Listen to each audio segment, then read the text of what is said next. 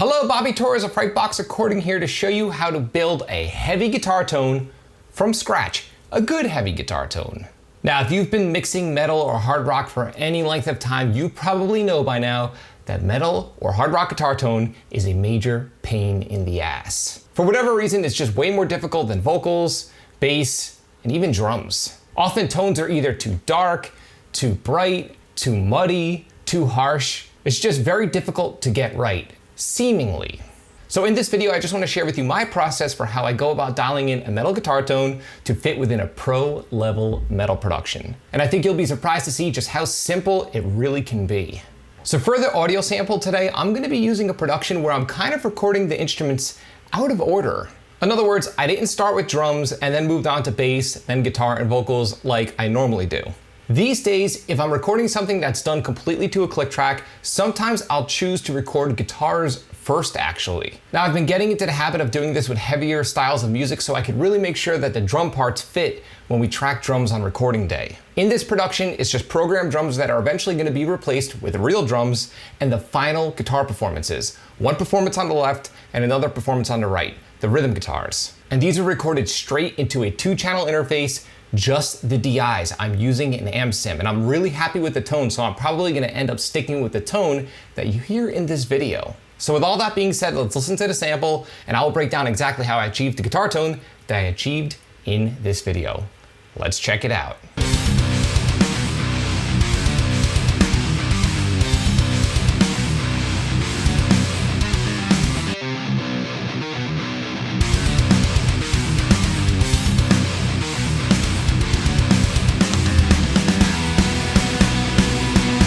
So as you can hear, not a bad sounding guitar tone at all, and it cannot be any simpler how I went about achieving it. So again, just to clarify, the drums that you're hearing are just easy drummer.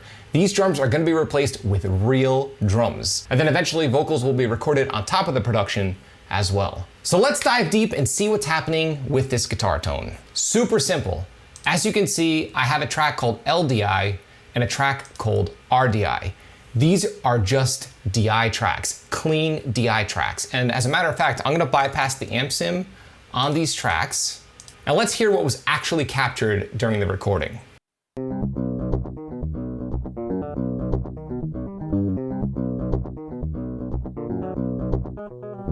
So as you can hear, it's just simple DI tracks that I'm then routing through an amp sim, and that's where the magic is happening. So let's see what's happening as far as the amp sim is concerned. I'm just leaning on my trusty old TSC Audio X50 plugin. Now people obsess over super expensive high-end amp sims, and I'm here to tell you that it's really a waste of time because that's not what's gonna make or break your tone.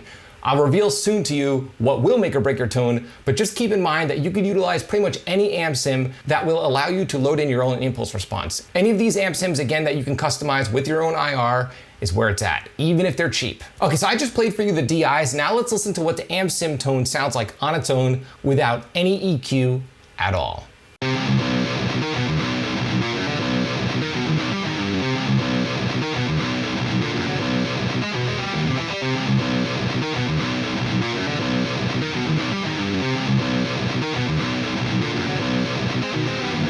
Okay, not a bad tone, and I have a few things going on within the amp sim that I used when I built the tone that I feel are super important and that I want you to pay close attention to. Okay, so as you can see, the actual settings on the amp sim itself is nothing groundbreaking or extraordinary. I have my gain set to about 6. My low end is about 3/4 of the way up. My mid range is almost 50% of the way, maybe about 40% of the way up. My treble set to 7. I have my post gain set to around 3. And the power amp section where you set your resonance knob on the actual real 5150 is set to around 8 on the low end, and the presence itself is set to around 7. So again, nothing extraordinary, basic stuff. I'm not using too much gain and I'm not using too little gain. That's one mistake that a lot of people make when they record their guitars is they often use way too much gain. And as you can see, I have my gain set to about a little over halfway. So again, as far as the actual tone controls are concerned, nothing groundbreaking. Now with that being said, I do have a few pedals in line. As you can see, I have a tube screamer and a noise suppressor. And the thing about tube screamers is that by running them before your preamp section, I don't care if it's an amp sim like this, like an actual simulated tube screamer or a real tube screamer, you're gonna end up with a way tighter low end. And as a matter of fact, just to demonstrate this, I'm gonna bypass the tube screamer and let's listen to the actual tone without any tube screamer in line at all. Check this out.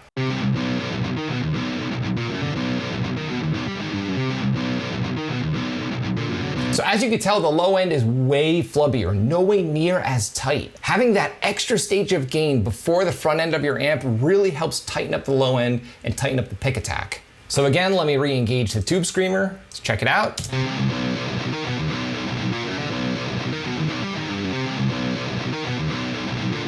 And as you can tell, I don't even have the drive set that high. I'm really just pushing the volume up, again, just to help push the front end of the amp. And the noise suppressor is there just to kill any extra noise on any of the dead stops in between the actual performance. Now, I just want to quickly reiterate this point. Do not worry about whether you're using an amp sim or live amp, real pedals or software pedals. I'm gonna be honest with you, it really doesn't matter. I use both and I get identical results from both. Yes, I do like miking up a real amp with real pedals because honestly, it's fun, but at the end of the day, the tone you hear is gonna end up on the final production. Okay, so let's quickly recap. On the actual amp itself, just basic tone settings, not too much gain, driving the front end of the amp with a tube screamer, and I have a noise suppressor in here for good measure. There's one last component, and in my opinion, it's probably the most important component to making an amp sim work, and that is the use of a solid impulse response. The problem with most amp sims is that they come preloaded with crap impulse responses. As a matter of fact, I spent years and years and years not using amp sims because I was never happy with the results because I didn't understand back then that the impulse responses that came preloaded with them were generally not designed by recording engineers. They were designed by software manufacturers, or at least that's my theory on it. So again, in my opinion, what's really making this tone work is that I'm using my own custom impulse response of my absolute favorite cab on the face of the earth, an oversized Mesa cab with V30 speakers. And as a matter of fact, you could download the exact same impulse response that I'm using in this production. There's a link below in this video's description. Download the IR for absolutely free, load it into your amp sim, and get right to dialing in killer metal guitar tone with ease. So again, let's listen to the tone once more.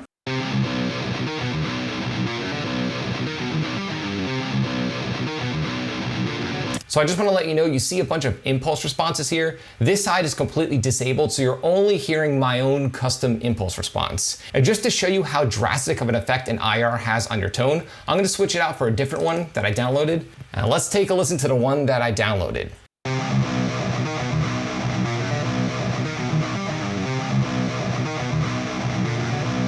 In my opinion, that's absolutely terrible. I could never in a million years use that for a rhythm guitar tone. Let's try another one that I downloaded.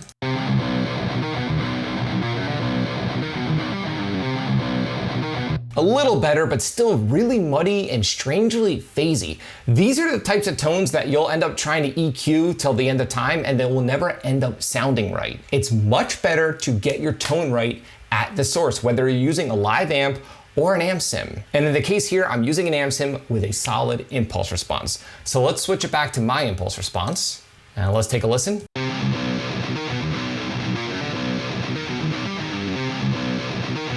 By the way, this tone isn't even EQ'd yet. This is just me switching out the impulse response. As you can tell, it has a massive impact on the resulting tone. Simply switching to a different IR will make or break your tone. So that's all I have going on as far as processing in the amp sim.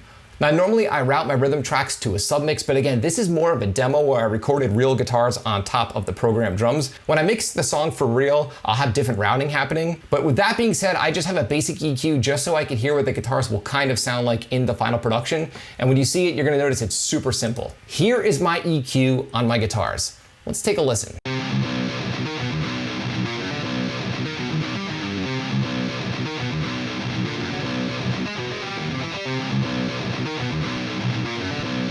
Yeah, super simple. I'm just rolling off everything below 70 Hertz, everything above 12K, just to make room for my kick drum and my cymbals. And I'm notching out a little bit of lower mids, just a small amount. I'm notching out a little bit around 460 Hertz and a little bit around 900 Hertz. So as you can tell, minimal, very minimal EQ, and the tone is good enough to use in the final production. Now, if I were using a crap impulse response, I would have to do all kinds of crazy EQing, and in my opinion, I'd rather just get the tone right at the source. As a matter of fact, I won't even record projects where people don't send me DIs, because I know from experience, fixing crappy sounding guitar tracks is next to impossible. Get it right at the source. And that is absolutely all that's involved with dialing in a great sounding metal guitar tone. It really is that simple. Solid EQ settings on the front end of an amp, nothing revolutionary, a tube screamer, and a solid impulse response and or proper mic placement on a good sounding cab.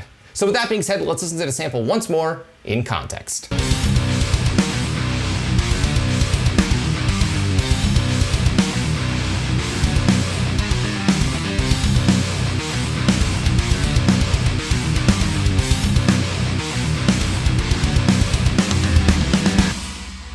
So there you go, that's how I build a metal guitar tone from scratch.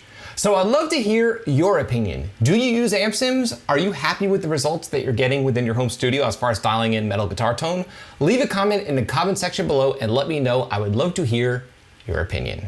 If you found this video helpful, like, comment, subscribe, and share. And do not forget to click the little bell icon so you can be notified every time I upload one of my weekly videos on all things metal and rock production. You can both like and follow me on Facebook and Instagram. Links are in the description below.